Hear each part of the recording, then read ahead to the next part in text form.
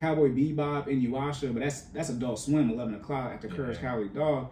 Y'all, how you gonna not go? Inuyasha was the joint. Anyways, yeah, we can go because that's a whole nother episode.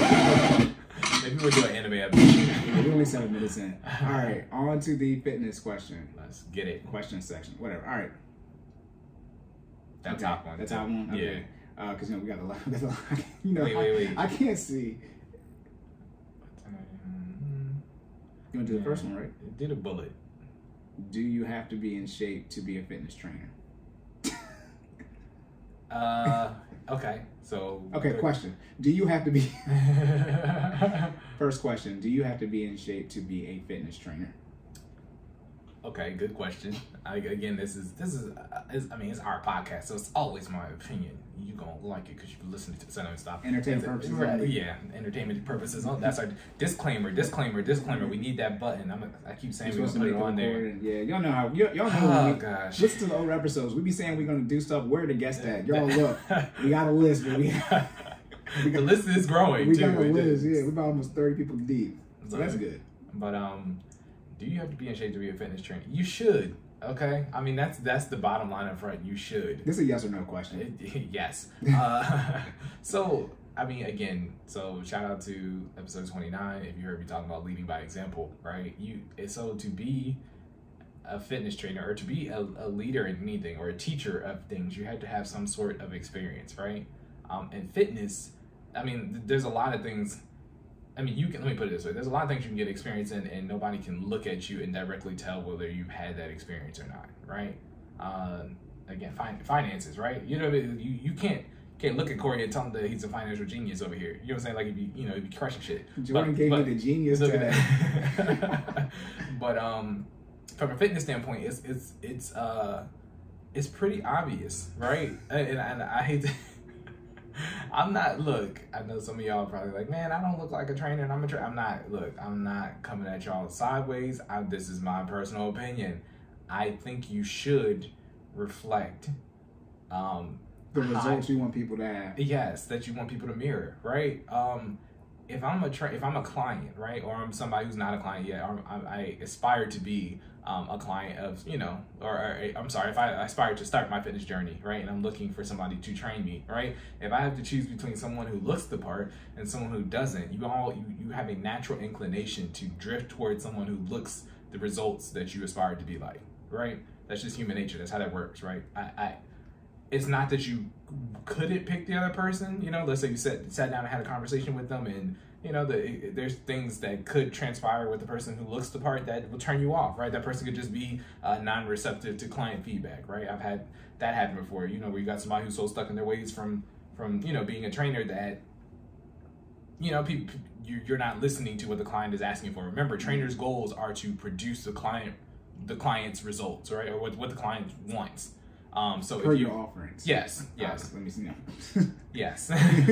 Per the service that you offer, yeah, right? Yeah. So if you fail to do so, or fail to listen to what the client desires, right, to begin with, that could be something that disparages the client from participating in those services. If not, I'll clean that up next time. Look, Cory might clean it up right now.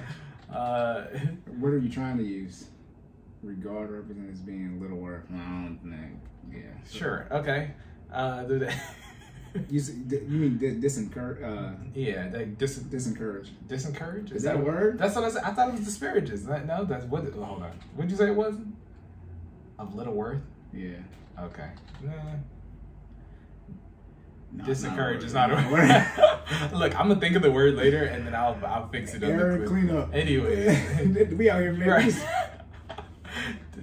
I said disparages. They're like, no, bro, no, that's not it. It'd be like a disparaging comment. Okay. But not. What are you trying to say? So that prevents or that deters. Deters. That's what you're looking for. I knew. Look, we knew it was a D word. Yes. Oh my God. That deters you from. Stupid. That's for us. It is. Hey man, we just throwing out the B word. Yeah. So look at I mentioned them not to go towards. Right. That's why I said disencourage. Yeah. What's the opposite of encourage? Disencourage.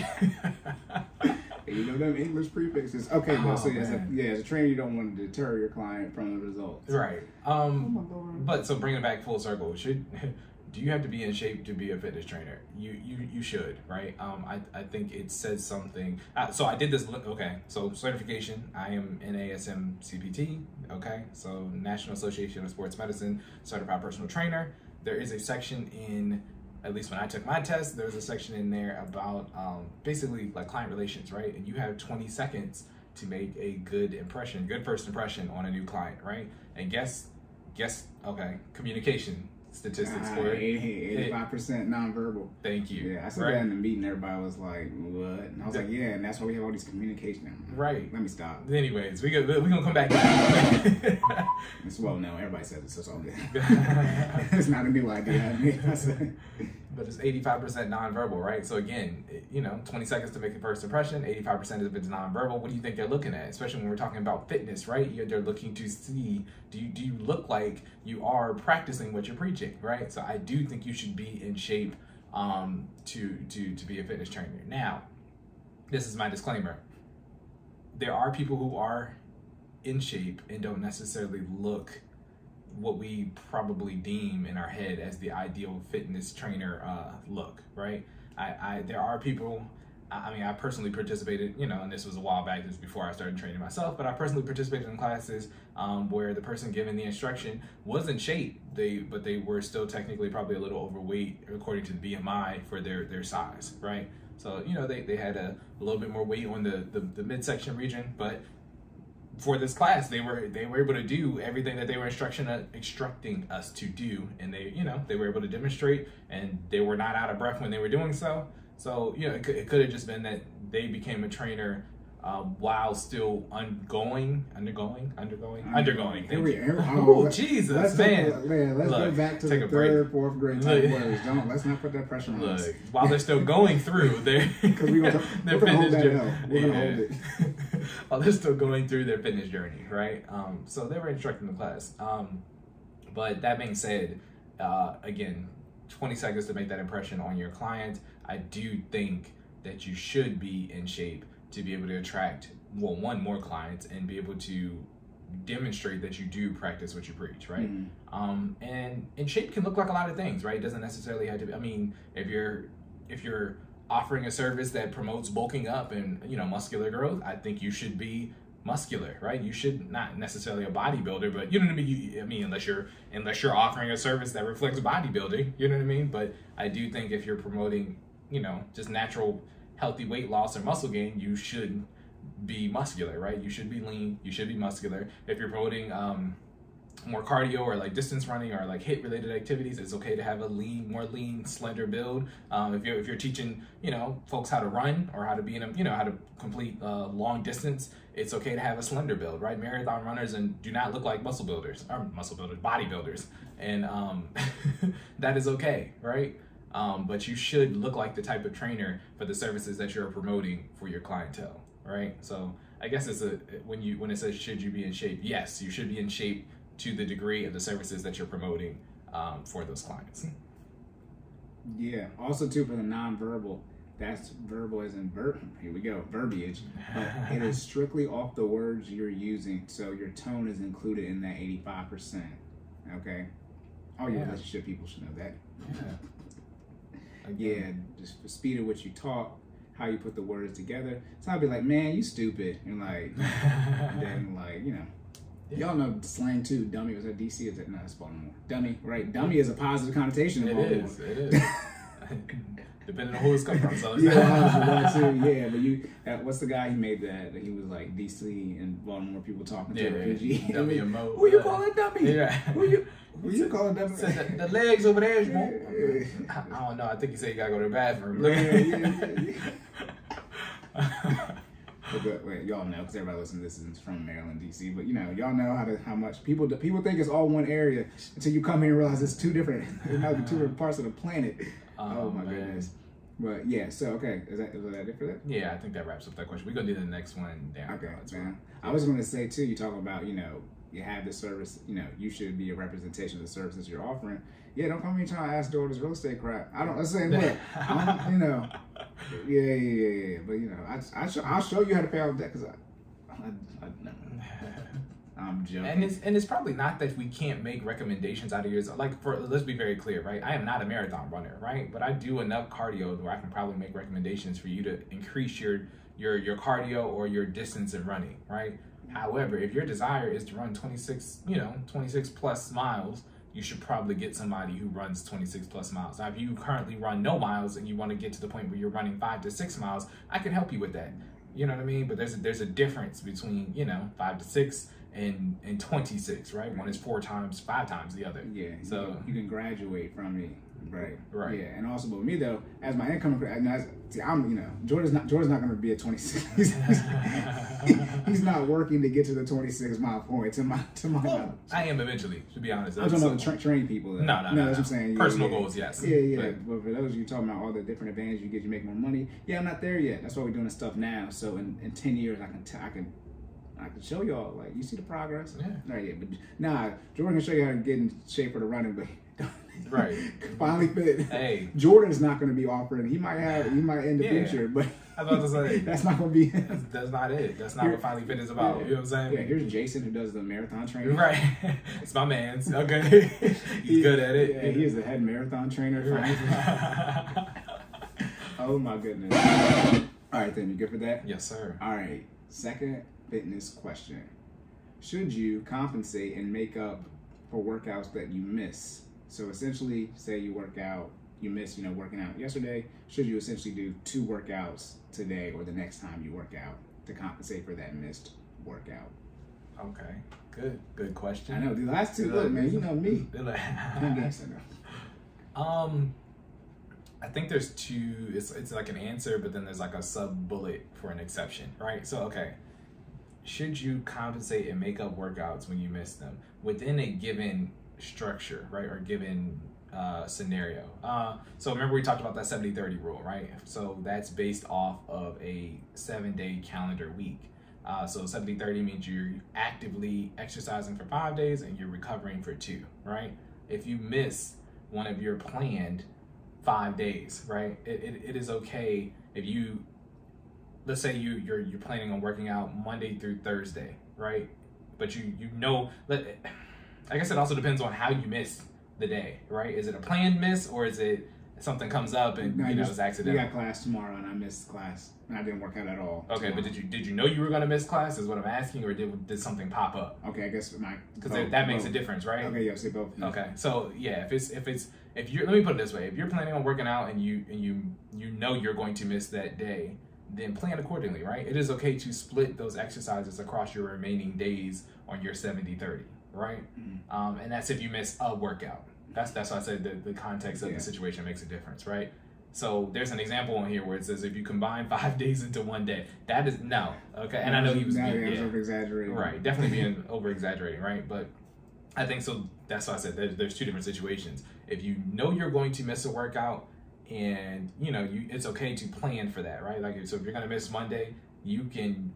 Again, shout out to FinallyFit, the way we set it up. You can access that online virtual library. You can always do Monday's workout on Tuesday, because usually for the challenges, Tuesday's workout is some type of core. You know, man, I probably encourage you to do whatever the monthly challenge is. That's usually some form of cardio with the core workout that comes on Tuesday. So you can probably combine Monday's workout with Tuesday's workout, right? You can do the HIIT workout that we're going to do on Monday, maybe in the morning, you know what I mean? And then later on that evening, you can do your core workout, which would have been the actual Tuesday workout, right?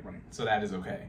I think it also depends on what your structure is and what you're missing, right? If you're somebody who's doing strength training, right, in particular, strength training days are hard to make up for, especially if you're into like powerlifting or you're doing heavy weight, because you can only lift so much weight at one time. Does that make sense? So for instance, let's say I do split workouts, right? So split being, again, if you've been listening, you should know what split workouts are, but for those who don't, for our first time listeners, split workouts means you target a major muscle group each time you work out, right? So I might do chest on Monday, legs on Tuesday, back on Wednesday, shoulders on Thursday, rest Friday, full body Saturday, right?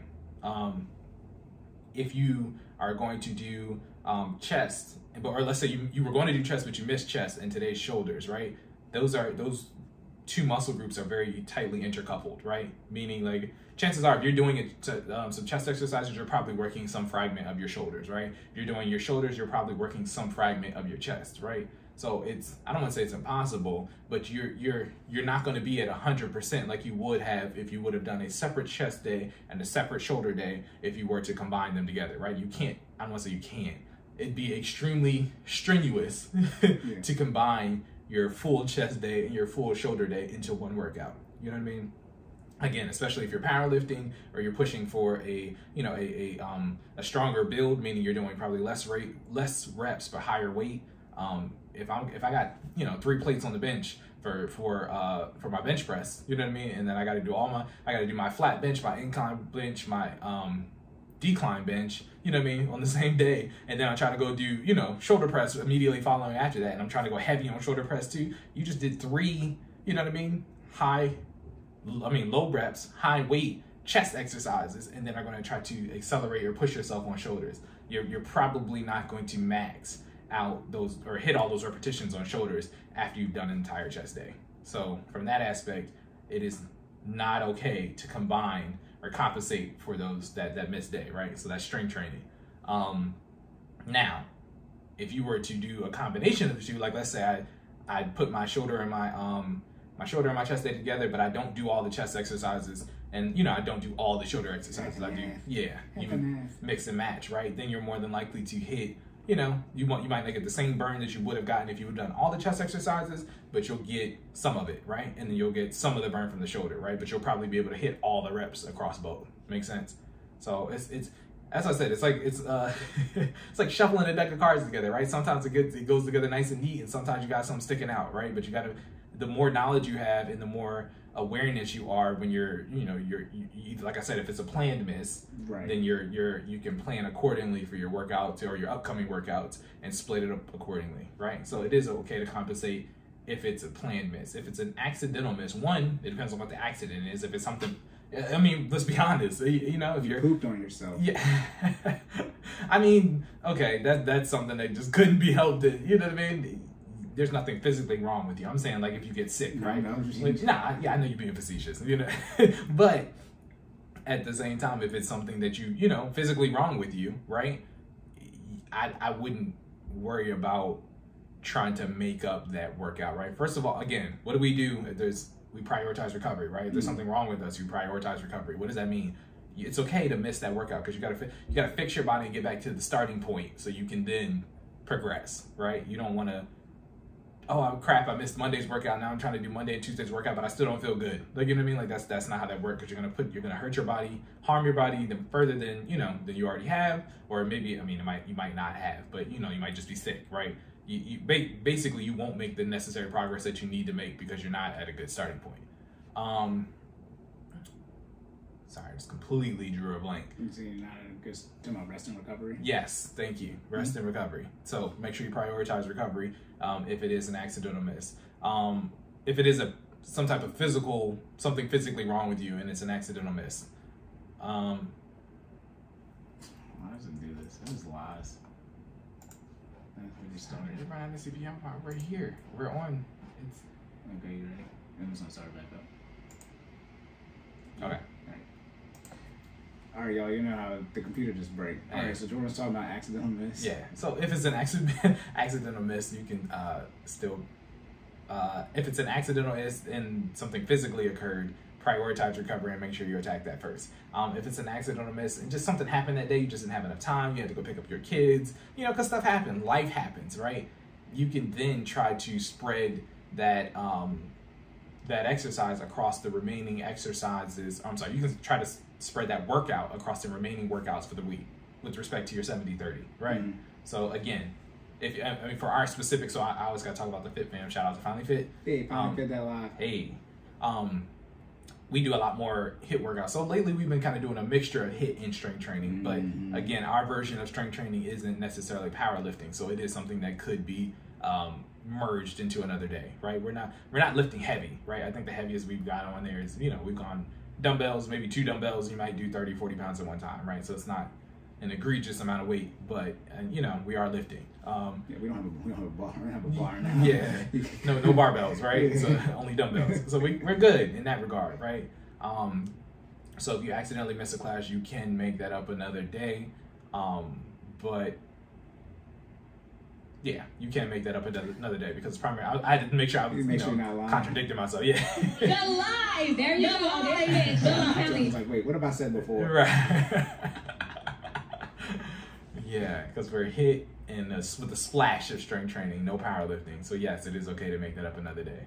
But long story short, if you miss more than 2 days in a week, again, I wouldn't recommend trying to make up both of those days, right? Like with respect to the 70-30, you can try to compensate maybe for those muscle groups if you do. So like, again, I just gave y'all my split, right? So chest, legs, back, shoulders, rest day, full body. You can try to compensate for the 2 missed days on the full body day, right? So you might maybe hyper focus more. Let's say I missed chest and shoulders, right? I might incorporate more chest and shoulders into my full body day, right? But I would not necessarily do full body workout, then part of my chest workout, then part of my shoulder workout. You know what I'm saying? Right. Like, and it also depends on, when you say compensate, depends on, again, what your workout consists of, right? So if you're with weights, again, I already gave you the spiel on powerlifting. Wouldn't necessarily try to compensate for that. HIIT, you can try to compensate a little bit if you miss a day. You know, 2, again, you would either pick one, you know what I mean? Like if I miss chest and shoulders, I'm either going to make up the chest day or make up the shoulder day and incorporate that into our HIIT workout, or I would wait to the full body and maybe try to do parts of both. Again, not the whole workout, but I might take a chest exercise or an additional chest exercise and an additional shoulder exercise, right? And call it that. If it's cardio, because we didn't even talk about that side, right? If it's cardio, you can make up some cardio, again, with respect to not overdoing it or overexerting, or not doing too much for your body, right? So I do cardio based on time, right? So I run 20 minutes or do 20 minutes of cardio of choice a day, right? Most of the time this consists of Peloton bikes, so like cycles, like cycle sessions, or running on the treadmill, or running outside, or the elliptical, right? So those are my 3 main options. Every now and then I'm throwing some jump rope just to kind of mix it up.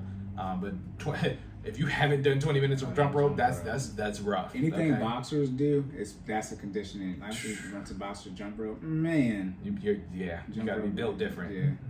Yeah. But shout out to that. Do that if you can do it. Yeah, jump rope's crazy. It's a strength one too. Jump rope it's one of them sneaky exercises. Yeah. Like, so I put in that yoga category where you F around and find out. Right. You try to shoot. 15 minutes a lot. 20 minutes is crazy. You know what I mean? So yeah. So if you, it is possible to compensate for cardio, right? But again, don't do something that you don't think your body can handle, right? If you're exhausted after the 20 minutes of cardio, you still haven't done your workout yet, and you're planning to do a combination of cardio and your HIIT workout, or cardio. He needs some milk. Exactly. You know what I'm saying? You're doing your cardio and your strength training, and you trying to double down on your cardio, and then you do your strength training, you gonna pass out. Like that's how that. I'm not saying it's not possible. I wouldn't recommend it, right? Because chances are you're gonna overexert yourself, your body's gonna be hurt, and you're not gonna want to come back the next day, right? Remember, we're talking about sustainable, healthy lifestyle habits. You want to do enough to cause growth in your body, cause progress, but also come back the next day. Remember, stick to the plan. If your change or your compensation causes deviation from the plan, then it's a change that probably shouldn't be made. Make sense? But yeah. That pretty much wraps it up. So I know so the bottom line up front, the question was, should you compensate and make up workouts when you miss them? You can, depends on what the workout consists of, how many workouts were missed, and why you missed the workout, right?